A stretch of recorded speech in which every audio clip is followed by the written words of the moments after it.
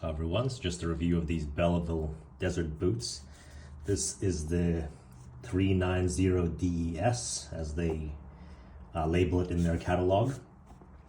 Pretty sure this is still manufactured by them, although as you can see it is very similar to a whole bunch of jungle boot style boots that are made by a lot of different companies, be it Belleville, Altama, Bates, McRae, and the list goes on. So very basic, but very robust as well. As many of you know, a variant of these is still used by the US military, be that Army, Marines, Air Force, etc. I myself was never in the US military, but I used this one quite a lot, so be going over my experience with them. So very simple construction, Vibram outsole, polyurethane midsole, and this what they call rough out leather, which means that the side facing the outside is what used to be the inside of the cow. Essentially, another word for it is flesh out leather.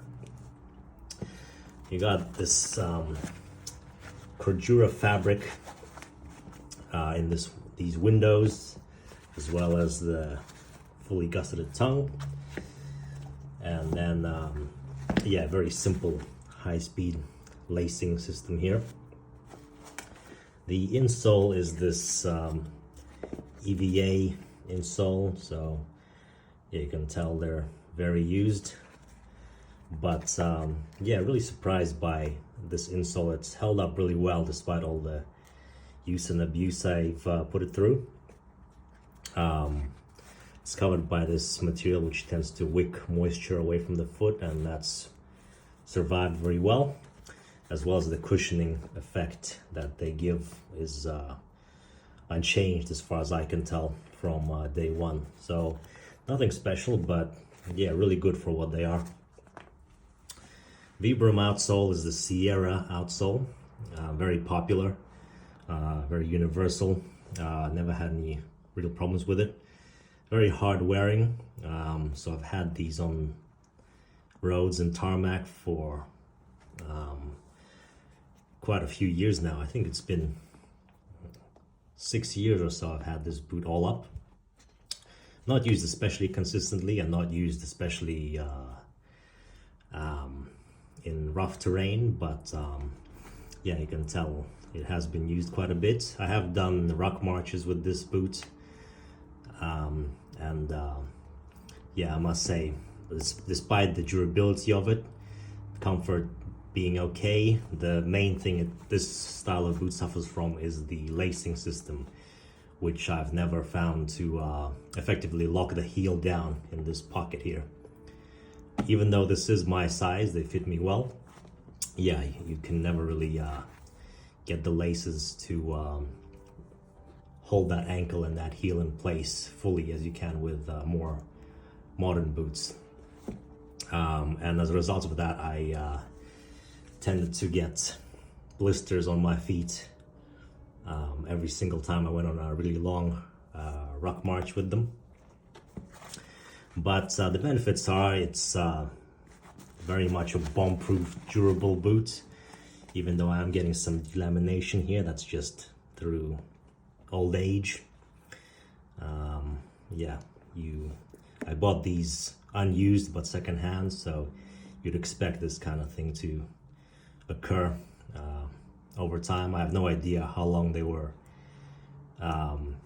in the previous owner's possession for.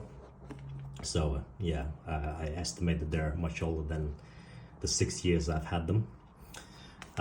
So yeah, leather is very durable. This rough out leather is known for being very scratch resistant, so you can basically go all day at it and not have any visible marks. I have worn away at the counter. You can't really see it, but there is a heel counter on the inside, which is made of fabric in this model. A lot of the higher end boots will have a nubuck leather heel counter on the inside, just to be a bit more resistant to wear. But this particular boot has a fabric counter, and I have worn through that over the years.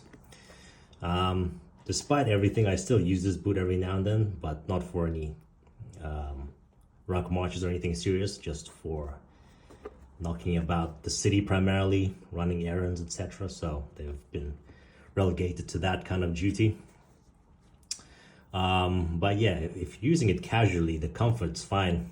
You know, the midsole as well as the insole that I showed provide plenty of cushioning. They are on the weighty side compared to a lot of modern boots, but that's par for the course for a boot as durable as this.